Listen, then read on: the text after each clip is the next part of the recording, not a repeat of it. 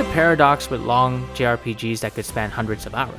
On one hand, you know for sure that you won't get to the most fun part of the game until many hours in. That's just the nature of the beast. Some games will show you what the battle system can be like at the endgame by giving you powerful units that you can use or a crazy scenario for you to play through to showcase the power ceiling that you'll be able to get to if you give the game enough time and attention, and they'll do this very early on as a promise that the game will get good, so please bear with us as we go. The same can be said for storytelling. The devs may throw you right into the action or trust that you'll give them enough time to tell a satisfying story. But no matter which way they do it, would it be fair for us as the audience to judge the game in its entirety based on the first few hours when we know we've got plenty more to go? The answer is surprisingly simple.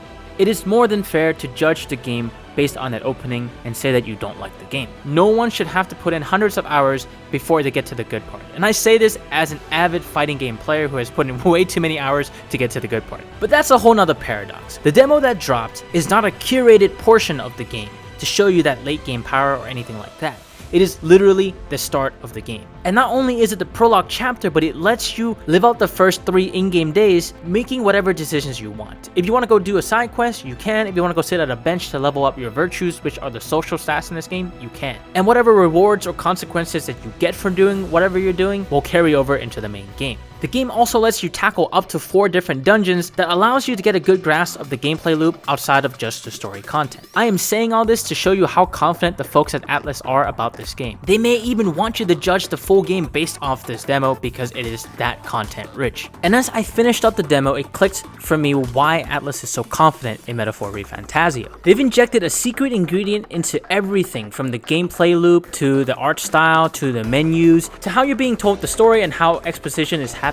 Before I let you in on what that secret ingredient is, we gotta talk about the very first instance you get to control the main character. Once the intro cutscene ends, you're kicked off a caravan and you have to explore the desert for just a little bit of time. You're surrounded by a bunch of enemies that are too strong for you to fight consistently in the tactics mode, but you can cheese them into action mode. But it's pretty clear that they want you to avoid the enemies and run. You pass through to the next zone and you see this expansive view of the desert and a bunch of enemies everywhere. Of course, it only lasts for a couple minutes until you're picked up again by the story and you're taken to the city where you get to go on rails a little bit as the game's working its magic to build up the atmosphere in the world for you, giving you context for how the people's cultures are in this world. And I've seen a bit of discourse on this intro. Some people really dislike that they just got to walk through 2 corridors and that was it. Now they have to sit through another Yap Fest that they could skip if they don't care about, but why would you do that? Because you're playing a JRPG where the story is a pretty big focus. If the Yap Fest did really bother you, there is a skip button, so I don't really understand why you want to not skip if you don't care about the story. Is the opening to this game perfect? No, but I can understand mechanically why they chose to go this route. The desert opening helped Atlus to convey 2 things to the player. 1, they were able to provide you with a promise. You see this grand open land filled with monsters that you can explore.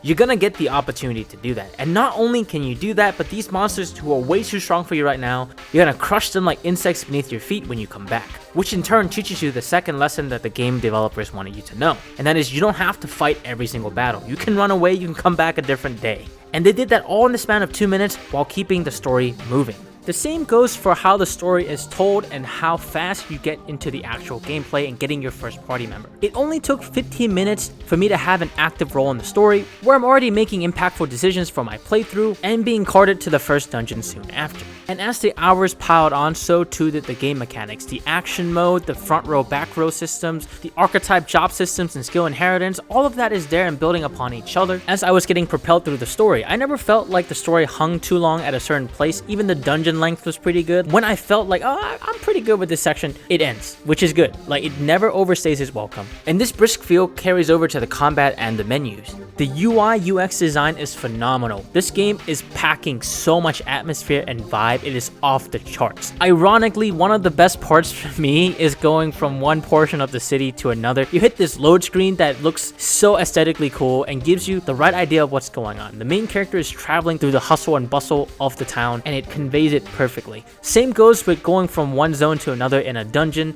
It gives you such an energetic feeling and that carries over to the combat. Atlus and the team behind Persona have been doing this for a while now, but they're making really smart use of UI UX design to give a punchy and energetic feel to an otherwise slow turn-based system, and that was when it clicked for me.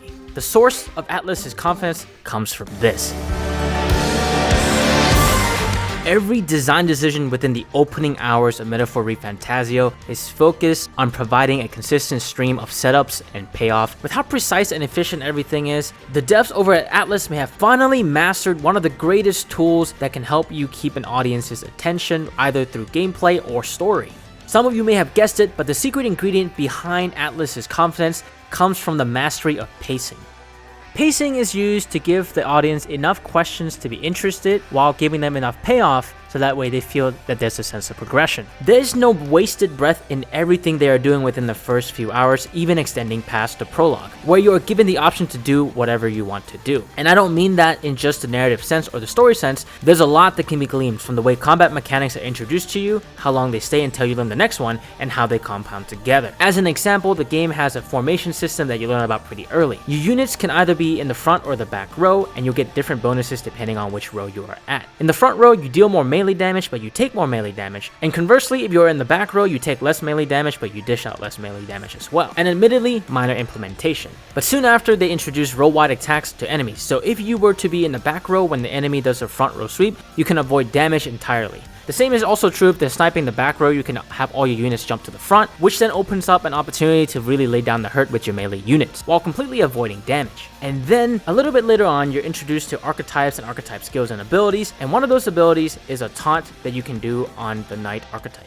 The taunt forces any single target attack to aim towards that character, so if you had a knight who's kind of beefy already, jump to the back row and cast this taunt, now you're taking advantage of the back row damage mitigation to take even less damage. The game is encouraging you to abuse the formation systems without telling you outright, and I really like to see that. Another way in which pacing can impact the gameplay system of Metaphor ReFantazio can be seen in the archetype system, where you're unlocking abilities after abilities in a consistent manner. No matter the archetype, every couple levels you're going to get a new ability or skill that you can inherit and use in a different archetype, allowing you to mix and match, while at the same time dangling the advanced version of the archetype in your face within the menu itself. Another design choice that made me happy was that Atlus seems to not be pulling that punch as much. Every time that you're presented with an option to do something crazy like fight a dragon or go off on this dungeon that's probably way too strong for you at the time, they'll provide you with the tools for success, but they'll never exactly tell you how, and they'll let you figure it out even if it's not that complex. Perhaps the most important part of Metaphor ReFantazio's combat system is the management of your usage of turn icons and turn order. If you have played previous Persona titles, you may think that this system is exactly the same as the press turn system, but it's slightly different but has enough cascading impacts that until you understand it, you're gonna have to rethink the way that you play.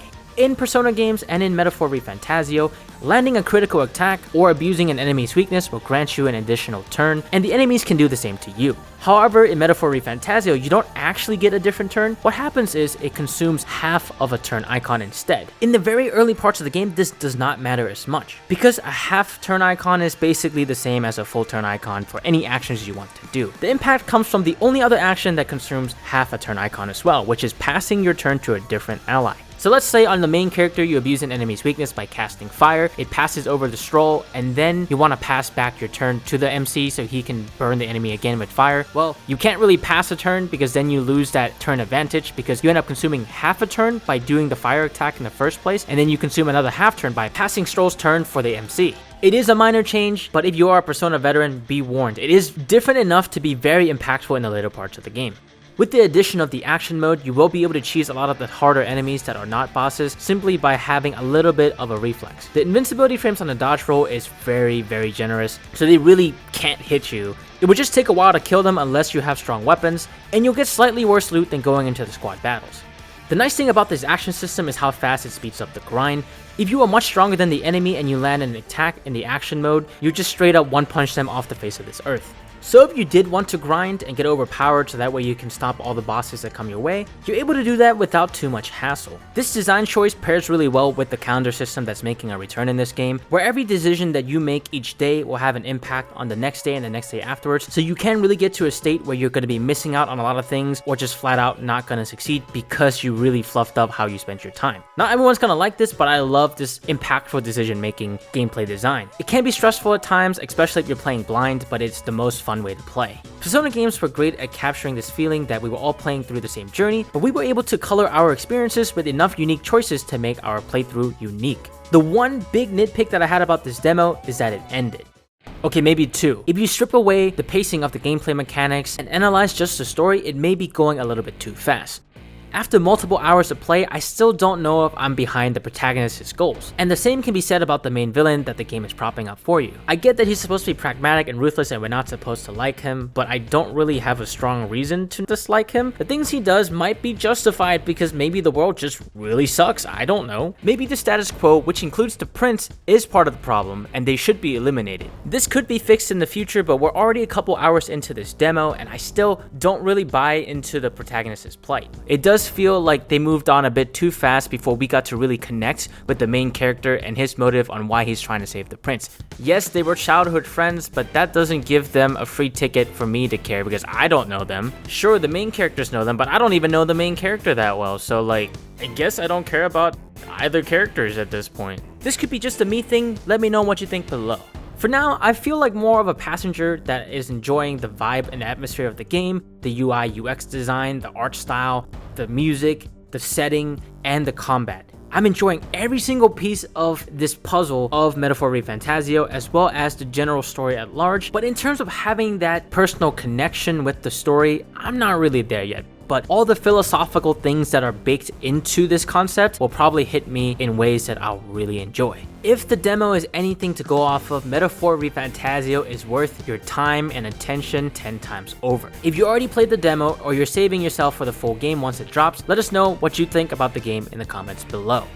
For me personally, the fact that I'm thinking about this game constantly even after the demo ends is a pretty clear sign that the game got its hooks into me and I'm constantly wondering what is coming up next, story-wise or gameplay-wise. I am cautiously optimistic because Persona games, they tend to drag a bit near the end game, where you've developed a pattern for yourself and how you want to experience the game in terms of social links or combat or dungeon crawling and how you want to manage your time. So the gameplay loop feels like it's already been solved and that gets stale. With 7 years in the oven and what seems like a very careful polish on some of the pain points of previous games that they've made, Metaphor ReFantazio may have solved Persona's late game monotony, but that remains to be seen. What I can definitively say is that this game oozes passion and confidence. This game feels like the culmination of everything they've learned so far and then some, because now they're getting to play with a refreshing new IP and kind of go wild with whatever they want to do, and I'm excited to see where it goes. I have high hopes for Metaphor ReFantazio. And for me, a gaming experience doesn't have to be 10 out of 10 perfect on all aspects, it just has to be compelling and captivating to play. And that is exactly what the demo provides. Thanks for watching. If you had a good time, hit that like button and consider subscribing for more Metaphor ReFantazio content. If you enjoyed my thoughts on this game, you're gonna enjoy what I have to say about Unicorn Overlord. Video on screen right now.